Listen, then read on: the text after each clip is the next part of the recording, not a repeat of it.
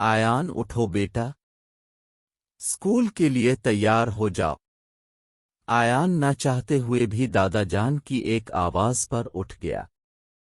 ताईजान ने मज़ेदार पराठे और चने के साथ नाश्ता कराया और वो स्कूल के लिए तैयार होने लगा। आयान ने यूनिफॉर्म पहना और फिर स्कूल के लिए रोजाना हो गया। आयान अपने दादा जान के साथ रहता था। बेहद शरारती था। दरअसल अपनी उम्मी और अबू की मोहब्बत न मिलने की वजह से इसके अंदर बगावत पैदा हो गई थी। स्कूल जाते ही शरारती बच्चों के साथ शरारतें करना इसका पसंदीदा मशगला था।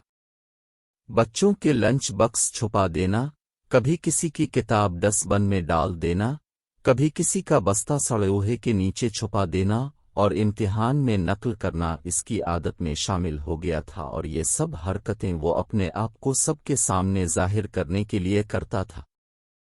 एक दिन इसने सुना कि कोई नए उस्ताद रिजवान आए हैं और वो बड़े सख्त हैं। जब इसने इम्तिहान में नकल करने की कोशिश की तो सर रिजवान ने इसे छड़ी से पिटाई की। आयान रोते रोते घर गया और कहा मैं नहीं पढ़ूंगा। दादा जान उसे समझाने लगे और खुद सर पकड़कर बैठ गए कि अब मैं क्या करूं। इसी दौरान एक नई उस्तानी मारिया स्कूल में बेहद नर्म और सबसे मोहब्बत करने वाली खातून थीं। अपने शौहर की वफात के बाद वो इस शोबे में आई और बड़ा नाम कमाया था। आते ही उन्होंने क्लास का जायजा लिया और कहा कि लायक बच्चों को तो हर कोई पढ़ सकता है, मज़ा तो नालायक बच्चों को पढ़ाने में था है। और आते ही मज़मून कायदे अज़म लिखने को दे दिया। आयान ने सिर्फ 2 नंबर लिए। उन्होंने आयान को प्यार से अपने पास बुलाया और कहा कि अब छठी के बाद मेरे घर आना, मैं अब पर तवज्जो दूंगी और अब ज्यादा नंबर लेंगे। आयान दादाजी से इजाजत लेकर उनके घर गया।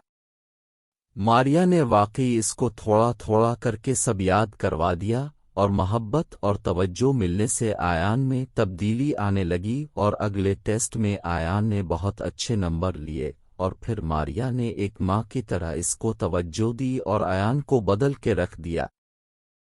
जब आयान अपना रिजल्ट कार्ड घर लेकर गया तो दादा जान को सच्ची खुशी मिली और उन्हें महसूस हुआ कि उन्होंने आयान को अपने साथ रखकर गलती नहीं बल्कि ठीक किया है।